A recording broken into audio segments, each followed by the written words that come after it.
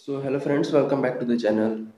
Last class में हमने discuss किया था कुछ बेसिक अकाउंटिंग टर्म्स। तो आज इसको कंटिन्यू करते हैं और कुछ आगे और अकाउंटिंग टर्म्स की बात करते हैं। तो नेक्स्ट अकाउंटिंग टर्म्स है वो है हमारा capital receipt and revenue receipt. Capital receipts and revenue receipts. Revenue receipts, ठीक। Capital receipts and revenue receipts. Capital receipts and revenue receipts. तो कैपिटल रिसिप्ट्स और रेवेन्यू रिसिप्ट समझेंगे, उससे पहले समझते हैं रिसिप्ट क्या है। ये रिसिप्ट क्या है? तो रिसिप्ट का मतलब सिंपल, पी साइलेंट रहेगा। रिसिप्ट्स का मतलब सिंपल है कि हमें पैसा आएगा। पैसा क्या आएगा? बिजनेस में आएगा, इनफ्लो होगा पैसे का, राइट। तो पैसा आएगा तो वो दो तरीके से आ सकता है। एक तो कैपिटल नेचर की होंगी, जो पैसा आएगा या तो कैपिटल नेचर की या फिर रेवेन्यू नेचर की। तो कैपिटल रिसिप्ट्स और रेवेन्यू रिसिप्ट्स को समझते हैं। तो कैपिटल रिसिप्ट्स, तो पैसा आएगा बिजनेस में, लेकिन वो डेली बेसिस पर नहीं आएगा। जो बिजनेस में कभी कभार पैसे आते हैं उसको बोलते हैं कैपिटल रिसिप्ट्स, और जनरली वो हैवी अमाउंट होते हैं, राइट। जनरली वो हैवी अमाउंट होते हैं, वो डेली बेसिस पर नहीं होता है बिजनेस में। जैसे कि अगर एग्जाम्पल की बात करूँ, मैं एग्जाम्पल की बात करूँ कि कैपिटल रिसिप्ट्स के एग्जाम्पल, पैसे आ रहे हैं लेकिन कभी कभार आ रहे हैं, डेली बेसिस पर नहीं आ रहे, तो उसके एग्जाम्पल क्या क्या हो सकते हैं। जैसे कि आपने कोई बिल्डिंग को सेल कर दी, ठीक है, आपने बिल्डिंग बेच दी, तो उस केस में बिल्डिंग डेली डेली थोड़ी ना बेचाएगा। तो उस केस में जो पैसा आएगा उसको बोलेंगे कैपिटल रिसिप्ट्स। जैसे कि amount received from sale of fix asset. अगर अमाउंट, एग्जाम्पल को नोट डाउन करते चलना यार, थोड़ा इजी रहेगी आगे और इजीली समझने में। Amount received from sale of fix asset. हमारी कोई फिक्स्ड एसेट रही, एसेट मतलब वही संपत्ति, फिक्स्ड है, बिल्डिंग है, लैंड है, फर्नीचर है, कंप्यूटर्स वगैरह है, तो ये सब बेच दिए, ठीक है। तो उस केस में अगर पैसे आ रहे हैं तो उसको बोलेंगे कि कैपिटल रिसिप्ट हुआ है। और बिजनेस में अगर capital, capital contributed bye, next है कैपिटल कंट्रीब्यूटेड बाय प्रोपराइटर, कि प्रोपराइटर ने, जो प्रोपराइटर है या पार्टनर है, वो फर्म में या बिजनेस में डेली डेली पैसा थोड़ी ना लगाएगा। Heavy amount of investment beginning में ही कर देता है, तो वो बिजनेस के लिए भी तो वो क्या है, रिसिप्ट हुई, रिसिप्ट हुई।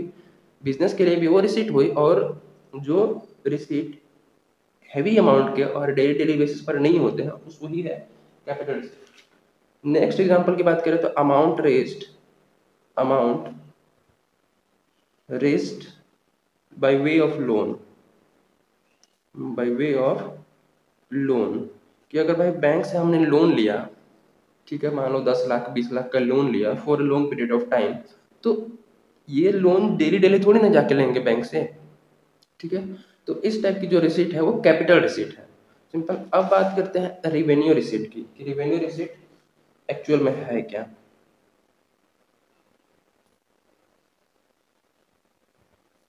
रेवेन्यू रिसिप्ट बहुत ही सिंपल, जो बिजनेस की डेली ऑपरेशन से इनकम होती है, जो बिजनेस की डेली ऑपरेशन से पैसे आते हैं, वही होता है रेवेन्यू रिसिप्ट। और ये जनरली वो छोटे छोटे अमाउंट होते हैं। जैसे कि आपने जिस चीज में डीलिंग कर रहे हैं उसमें आप सेल कर दिए, जिस चीज में आप डील कर रहे हैं उसको सेल करने से जो आपको आएगा पैसा, उसको बोलते हैं रेवेन्यू रिसिप्ट। एग्जांपल लिखते हैं। पहला, amount received from sale of goods. Money लिखो या अमाउंट लिखो, बात तो एक ही है। मनी रिसीव्ड, रिसीव हुआ from sale of goods, sale of goods. क्या जिसमें डीलिंग करते हैं तो उस गुड्स को आपने बेच दी, तो उससे जो रिसिप्ट हुआ वो होगा रेवेन्यू रिसिप्ट। सेकेंड, या आपने कमीशन रिसीव किया, फी रिसीव किया, ठीक है। कमीशन जो डेली बेसिस पर होते हैं, नॉर्मली होते रहते हैं ये सब चीजें। कमीशन, फी रिसीव्ड, ये रिसिप्ट फॉर सर्विसेज रेंडर, आप सर्विस दिए किसी को, रेंडर मतलब प्रोवाइड करना, तो सर्विस रेंडर किए उसके बदले आपको कमीशन मिल गया, फी मिल गया, ठीक है। तो वो सब चीज़ें, इंटरेस्ट मिल गया, आपने कहीं इन्वेस्टमेंट करी थी, आपने कहीं अपने पैसे को इन्वेस्ट करा हुआ था, वहां से इंटरेस्ट रिसीव हुआ। तो इंटरेस्ट जनरली रिसीव होते रहते हैं, ठीक है। तो interest receive from investment, from investment. तो ये सब चीज़ें जो है, जो डेली डेली बेसिस पर होते हैं और नॉर्मली होते रहते हैं, और जनरली छोटे अमाउंट के होते हैं, तो वो होता है revenue receipt. Simple capital receipt and revenue receipt clear है कि कैपिटल रिसिप्ट पैसे आएंगे ऑर्गेनाइजेशन में, बिजनेस में, मतलब जनरली हैवी अमाउंट के होते हैं और डेली बेसिस पर एग्जिस्ट नहीं करता है। और रेवेन्यू रिसिप्ट वो रिसिप्ट होता है जो डेली बेसिस पर होता है और जनरली छोटे अमाउंट के होते हैं कंपेरिजन टू कैपिटल रिसिप्ट। ठीक है, तो ये जो है capital receipt and revenue receipt. Next आगे बढ़ते हैं कुछ अगले अकाउंटिंग टर्म्स की ओर। नेक्स्ट अकाउंटिंग टर्म्स है हमारा एक्सपेंडिचर। 9 number expenditure. एक्सपेंडिचर का मतलब सिंपल समझो खर्चे। एक्सपेंडिचर का मतलब क्या है? खर्चे।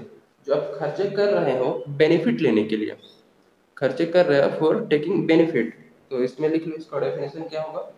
एनी टाइप ऑफ पेमेंट, आप कोई भी टाइप की पेमेंट कर रहे हो, पेमेंट कर रहे हो, भुगतान कर रहे हो, मतलब पे कर रहे हो, पैसे दे रहे हो, ठीक है, for receipt of benefit, benefit लेने के लिए, बेनिफिट लेने के लिए जो आप कर रहे खर्चे कर रहे हो वही क्या कहलाता है? Termed as is termed expenditure. वही क्या कहलाता है?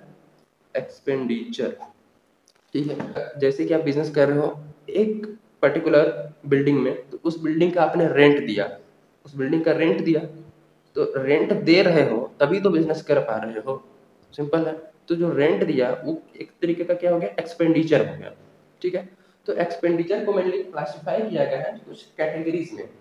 एक्सपेंडिचर जो है उसको क्लासिफाई किया गया है कैटेगरीज में, जिसमें पहला है कैपिटल एक्सपेंडिचर। इसमें पहला है कैपिटल एक्सपेंडिचर,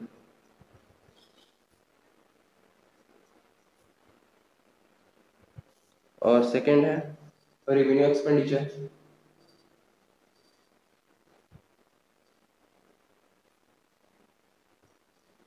और थर्ड एक है डिफर्ड रेवेन्यू एक्सपेंडिचर।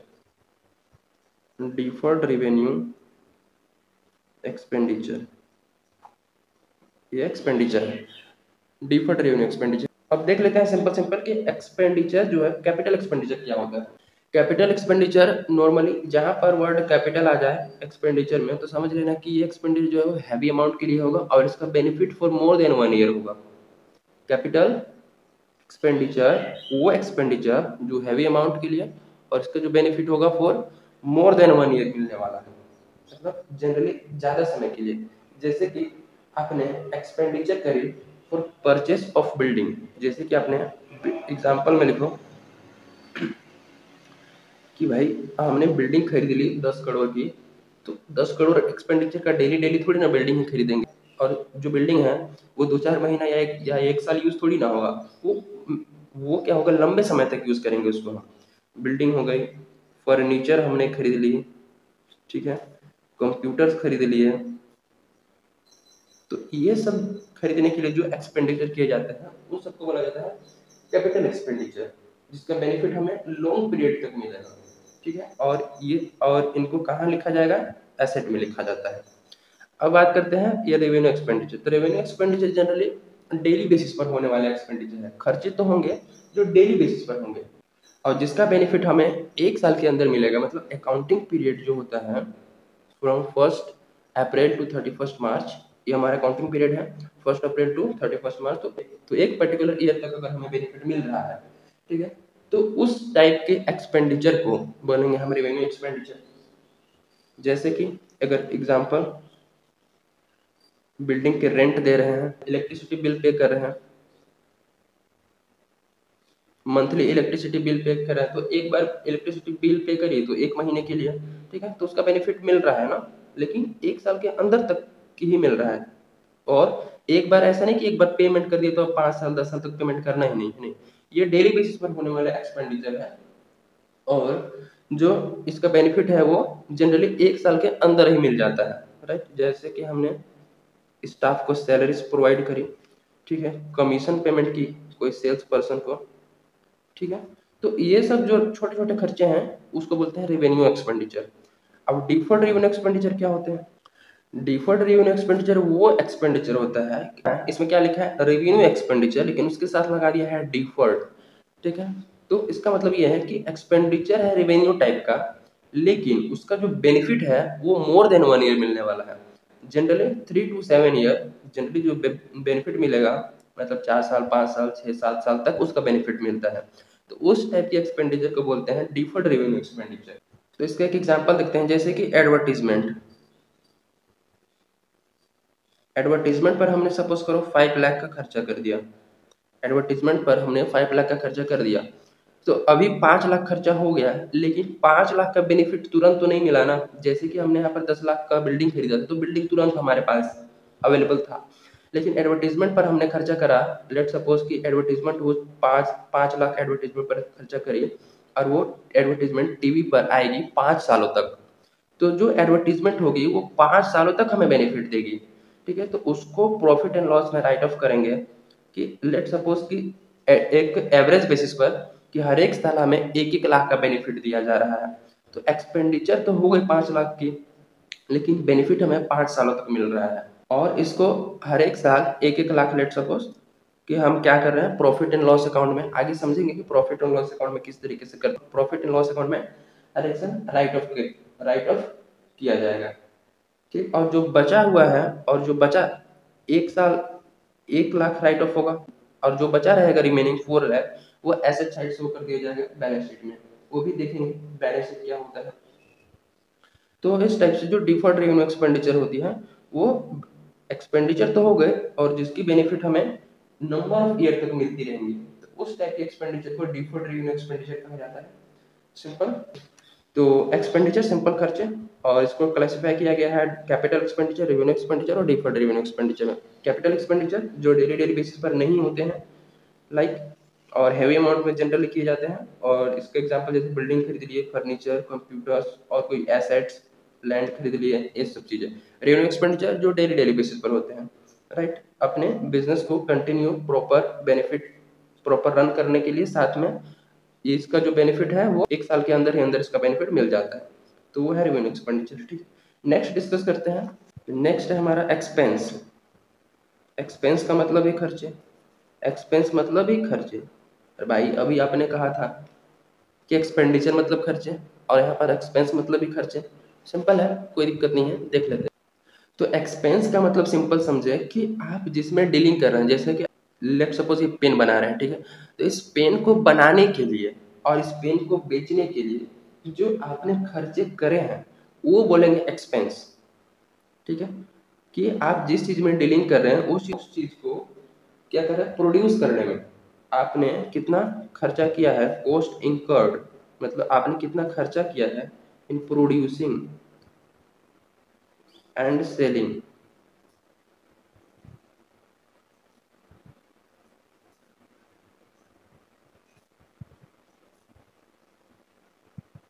कि आप जो सामान में डीलिंग कर रहे हैं या आप जो सर्विस प्रोवाइड कर रहे हैं, उस सर्विस को प्रोवाइड करने के लिए जो मेन एक्सपेंस आपका हो रहा है, जो मेन पेमेंट कर रहे हैं आप, वो होता है आपका खर्चा। देखो, जो एक्सपेंस है वो काफ़ी छोटा टर्म है। ठीक है, एक्सपेंस क्या होता है, आप केवल गुड्स एंड सर्विसेज को प्रोडक्शन और सेलिंग के लिए जो खर्चे करें वो एक्सपेंस है, लेकिन बाकी पूरे बिजनेस को मेंटेन करने के लिए जो जो खर्चे करते हैं वो आपका एक्सपेंडिचर होता है। एक्सपेंडिचर बहुत ही वाइड कॉन्सेप्ट है और एक्सपेंस छोटा कॉन्सेप्ट है, राइट, इसमें कंफ्यूजन नहीं होना चाहिए। तो इसका एग्जाम्पल लिख लो कि कॉस्ट ऑफ गुड्स सोल्ड, कि आप जो गुड्स है उसको सोल्ड करने में जो खर्चा आपके लग रहा है वो हमारा हो गया एक्सपेंस। दूसरा एग्जांपल, जैसे कि आप नॉर्मल बिजनेस कर रहे हैं तो आप रेंट पे कर रहे हैं, ठीक है, सैलरी पे कर रहे हैं। सेल करने के लिए अब सेलमैन को सैलरी तो देना पड़ेगा, कमीशन देना पड़ेगा, कमीशन। ठीक है, तो ये सब चीजें जो है वो एक्सपेंस की कैटेगरी में आएगा। सिंपल है। नेक्स्ट अकाउंटिंग टर्म्स है हमारा 11 नंबर में इनकम। भैया अब हमें हो रहे हैं फायदा। इनकम क्या होता है, देखो, इनकम डिफरेंट फ्रॉम रेवेन्यू। जैसे कि आपने जो सेल करी सामान को, लेट सपोज सेल गुड्स करी, उसकी कीमत है 5 लाख, 5 लाख में आपने सेल करी, और वो उस गुड्स को बनाने में आपका जो कॉस्ट आया था, खर्चा आया था, वो 4 लाख। तो आपने गुड्स को सेल करी 5 लाख में, उस गुड्स को बनाने में उसकी कॉस्ट थी 4 लाख। तो 1 लाख आपने एक्स्ट्रा पे बेचा ना, 4 लाख की सामान को 5 लाख में सेल करा, तो 1 लाख एक्स्ट्रा पे सेल करा, तो जो 1 लाख एक्स्ट्रा है, 1 लाख हमारा एक्स्ट्रा जो पैसा आया है, वही हमारा क्या है, इनकम, वही हमारा इनकम। इनकम का फॉर्मूला सिंपल लिखो, income is equal to revenue minus expense, revenue minus expense, कि भाई आपकी रेवेन्यू कितनी है, कितना आपने सेल करके अर्निंग की है, उसमें से आपके खर्चे कितने हो गए, उसको सब्ट्रैक्ट कर दो, उसको घटा दो, तो जो बचेगा बीच का डिफरेंस वाला, वही हमारा इनकम होगा। और इसको अगर लैंग्वेज में लिखना चाहे तो सरप्लस रेवेन्यू ओवर एक्सपेंस, कि आपका सरप्लस है of revenue, revenue surplus, surplus of revenue over expense, कि एक्सपेंस के ऊपर जो आपका रेवेन्यू है। इनकम बहुत इजी है, इसलिए यू कैन अंडरस्टैंड। और जो नेक्स्ट अकाउंटिंग टर्म्स है उसकी बात करते हैं, प्रॉफिट। नेक्स्ट अकाउंटिंग टर्म क्या है, प्रॉफिट। प्रॉफिट मतलब ही, प्रॉफिट का मतलब एक्चुअल हिंदी में बोलते हैं लाभ, ठीक है, ये इसको लाभ बोलते हैं। अब देखो यहाँ पर हमें इनकम हुआ था कि रेवेन्यू में से, कि एक्सपेंस से जितना ज़्यादा रेवेन्यू होगा वो हमारा इनकम होगा, इनकम होगा। और प्रॉफिट क्या है, total revenue, revenue total revenue में से अगर टोटल एक्सपेंस को माइनस कर दिया जाए तो वो निकल के आता है हमारा प्रॉफिट। प्रॉफिट का सिंपल मतलब समझो कि टोटल रेवेन्यू में से टोटल एक्सपेंस को घटा देंगे तो प्रॉफिट आ जाएगा। मतलब पूरे ड्यूरिंग द ईयर, साल भर में जितना आपने गुड्स को सेल किया उसका टोटल रेवेन्यू कितना आया, और टोटल सेल करने में कितना आपका एक्सपेंस लग गया, उस गुड्स की कीमत कितनी थी एक्चुअल में, तो वो एक्सपेंस को लेस करने के बाद हमें जो निकल के आएगा वो आएगा प्रॉफिट। नेक्स्ट अकाउंटिंग टर्म्स है 13। प्रॉफिट तो इजीली समझ गए कि टोटल रेवेन्यू में से टोटल एक्सपेंस को, और बस रेवेन्यू और एक्सपेंस को लेंगे तो वहां पास हमारा इनकम होगा, और टोटल टोटल ले लेंगे तो प्रॉफिट आ जाएगा। थर्ड हमारा गेन। गेन क्या होता है, गेन मतलब भी इनकम ही है एक टाइप का। तो ये मॉनेटरी बेनिफिट है जो कि आपको रिसीव होता है by sale of fix asset, कि किसी भी इवेंट के होने से, किसी भी इवेंट के होने से जो आपको बेनिफिट मिल रहा है वो है आपका गेन। जैसे कि आपने बिल्डिंग खरीदी थी 10 साल पहले 5 लाख में, आप उस बिल्डिंग को बेच दिए हैं 10 लाख में, ठीक है, तो बीच का जो गैप है 5 लाख वो आपका गेन हो गया। और ये डेली बेसिस पर तो होता नहीं है, कोई भी कभी कभार होने वाले इवेंट के कारण जो आपको बेनिफिट मिल जाए वो आपको, वो आपका गेन है। जैसे कि आप कोर्ट में केस जीत गए तो उसके कारण जो आपको बेनिफिट मिलेगा वो आपका क्या है, गेन है। अब कोई एसेट की आपकी वैल्यू बढ़ गई तो उस जितना वैल्यू बढ़ी तो उस एसेट की जितनी वैल्यू बढ़ी वो आपके लिए क्या है, गेन है। सिंपल, किसी इवेंट के होने से जो आपको बेनिफिट मिले वो आपका गेन है, और ये इंसिडेंटल होता है, ये डेली बेसिस पर नहीं होता है, तो आपका गेन सिंपल है।